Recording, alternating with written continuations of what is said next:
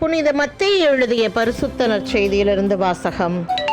அக்காலத்தில் இயேசு மலையிலிருந்து இறங்கிய பின் பெருந்திரளான மக்கள் அவரை பின்தொடர்ந்தார்கள்.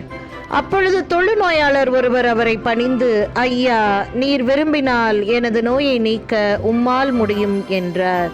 இயேசு தனது கையை நீட்டி அவரை தொட்டு, நான் விரும்புகிறேன், உமது நோய் நீங்குக என்று சொன்னார். உடனே அவரது தொழுநோய் நீங்கியது. இயேசு அவரிடம், இதை எவருக்கும் சொல்ல வேண்டாம், கவனமாயிரும். ஆனால் நீர் போய் உம்மை குருவிடம் காட்டி மோசே கட்டளையிட்டுள்ள காணிக்கையை செலுத்தும். நீர் நலமடைந்துள்ளீர் என்பதற்கு அது சான்றாகும் என்றார். இது வாழ்வு தரும் இயேசு கிறிஸ்துவின் நற்செய்தி. கிறிஸ்துவே உமக்கே புகழ்.